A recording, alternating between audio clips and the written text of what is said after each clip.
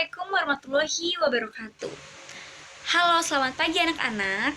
Gimana nih kabarnya? Semoga selalu sehat ya. Oke, jadi minggu lalu itu kita sudah memasuki bab baru mengenai keanekaragaman hayati. Nah, pada pertemuan kali ini kita juga akan melanjutkan pembahasan tersebut namun dengan pokok pembahasan yang berbeda. Jadi untuk pertemuan kali ini kita akan membahas yang pertama, yaitu penyebab hilangnya keanekaragaman hayati. Yang kedua, upaya pelestarian keanekaragaman hayati. Dan yang ketiga, ada klasifikasi makhluk hidup.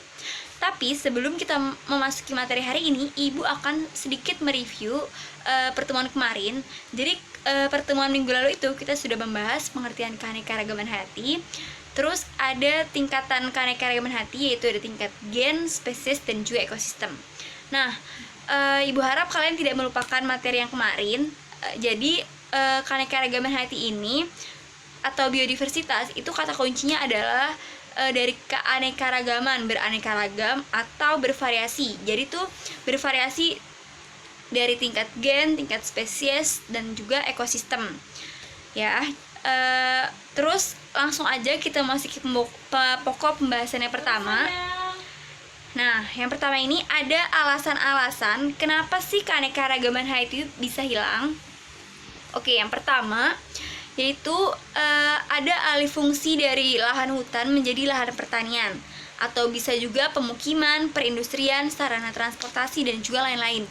Jadi di hutan itu kan banyak ya macam-macam spesies dari tumbuhan dan juga hewan. Nah, ketika hutan ini dialihfungsikan atau dijadikan lahan pertanian, pemukiman, ya udah hilanglah sudah keanekaragaman hayati yang ada di hutan tersebut gitu.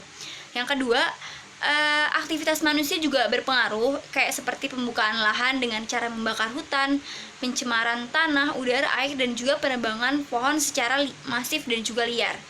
Nah, aktivitas-aktivitas ini sudah sangat jelas dapat mempengaruhi hilangnya keanekaragaman hayati. Oke, yang ketiga, penggunaan atau pengambilan spesies secara berlebihan atau eksploitasi. Ini sangat sudah jelas ya. Jadi misalkan di dalam hutan ini ada satu spesies tanaman itu yang sangat menguntungkan, dan itu akhirnya dicari-cari oleh semua masyarakat yang di dekat hutan itu gitu. Nah, jadinya karena tidak ada pembatasan, ya sudah hilanglah spesies tersebut. Nah, itu juga akan mengurangi keanekaragaman dari flora yang ada di dalam hutan tersebut. Nah, terus yang keempat, adanya spesies pendatang yang berkembang secara berlebihan sehingga akan menyisihkan keberadaan spesies lokal. Oke.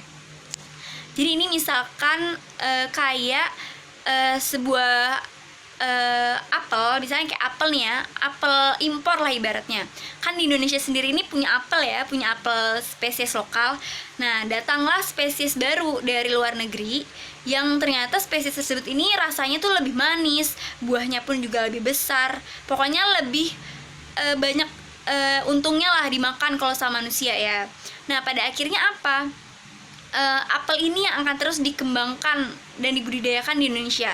Lantas apel lokal kita, apel lokal Indonesia itu akhirnya tidak dibudidayakan, dan pada akhirnya kalau misalkan tidak dibudidayakan dalam jangka waktu yang panjang, itu dia bisa punah gitu loh. Jadi saking gak ada yang mengembangkannya karena minimnya minat masyarakat untuk mengkonsumsi apel tersebut karena sudah ada yang baru.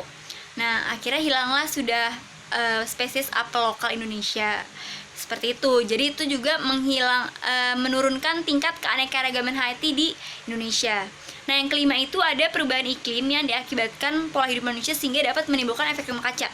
Nah, jadi kan kita sudah tahu ya apa-apa aja nih faktor yang mempengaruhi efek rumah kaca, kayak contohnya penggunaan AC, terus spray. Nah, itu yang akan merusak lapisan ozon ya. Jadi karbon dioksida yang kita hasilkan dari bernafas itu, jadi dia terperangkap di dalam atmosfer bumi. Nah, akibatnya apa? Akibatnya suhu bumi itu akan meninggi, akan panas gitu. Nah, itu berpengaruh juga sama kayak penghilangnya ekosistem di kutub. Jadi karena suhu buminya panas, jadi kutub itu cair. Nah, akhirnya spesies yang tinggal di situ kehilangan habitatnya, kayak beruang kutub juga karena esnya mencair, terus jadi ya sudah hilanglah itu, seperti itu. Nah, yang terakhir ada bencana alam seperti tsunami, longsor, badai, gempa, dan lainnya.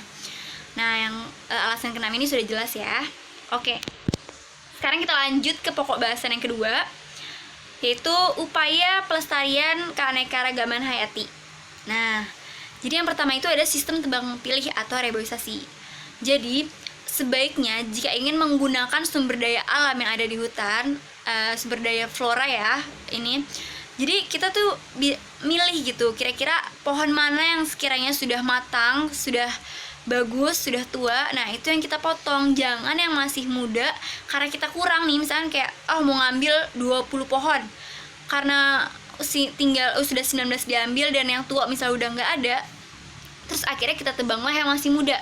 Nah itu jangan, itu nggak boleh gitu. Dan setelah kita tebang pun kita juga harus menanamnya kembali. Jadi misalkan sudah kita tebang nih 1 pohon, kita tanam 2 atau 3 pohon seperti itu. Itu supaya apa tujuannya? Supaya keanekaragaman hayati flora tersebut bisa terjaga seperti itu.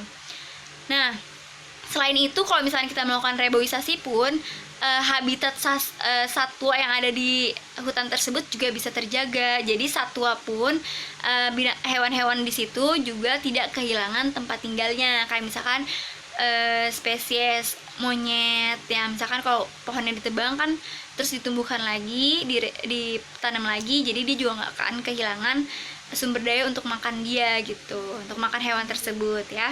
Terus yang kedua itu upaya pelestarian yang kedua yaitu menjaga kebersihan lingkungan. Jadi masyarakat itu memang sudah harus membiasakan diri untuk menjaga kebersihan, seperti membuang sampah membuang sampah pada tempatnya, dan juga membuang sampahnya itu dipilih-pilih, mana nih yang organik, mana juga yang bisa di recycle gitu. Nah, kalau misalkan setiap diri manusia itu sudah menanamkan untuk seperti itu, pasti sudah dijamin ekosistem itu akan baik, akan bagus, semua akan terjaga seperti itu. Nah, yang ketiga ini upaya konservasi keanekaragaman hayati. Ini mungkin untuk kita, untuk siswa, untuk anak-anak, ini mungkin masih belum bisa. Karena di sini contohnya ada pelindungan keanekaragaman hayati in situ dan ex situ. Contohnya in situ dan ex situ tuh kayak kebun binatang, terus itu yang di Bogor kayak kebun raya. Nah seperti itu, kayak gitu kan diolah oleh suatu lembaga khusus ya. Nah kalau dari untuk anak-anak ini contohnya kayak mungkin di halaman rumahnya coba-coba deh ditanam nih pohon apa gitu loh.